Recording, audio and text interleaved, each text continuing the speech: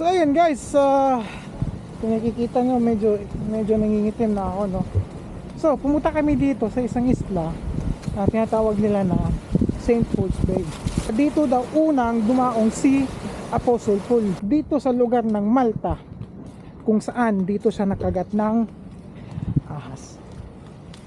So tara, samahan nyo ako, tapuntahan natin dun. Medyo paakyat pa kasi napagod na ako. Galing kami sa Comino, no? Sobrang ganda, napaka blue yung sobrang blue na blue yung dagat. Tsaka kahit malalim, pero kinakita mo yung papunta sa lalim. Tsaka ang daming isda. Sana nakunan ko mamaya. Sobrang ganda talaga guys.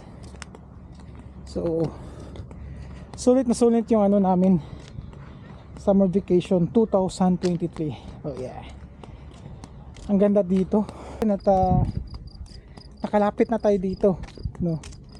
So eto yung isa din sa gusto kong mapuntahan, no? Dahil tradition din to. Eto din yung isa na gusto kong mapuntahan.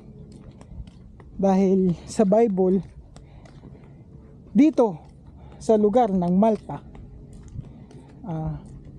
pumunta si Apostle Paul. At dito din sa lugar ng Malta kung saan siya nakagat ng ahas.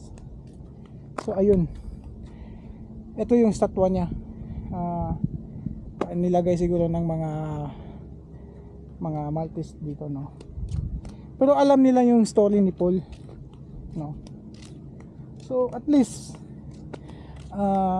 yung nababasa natin sa Bible is napupuntahan natin dito.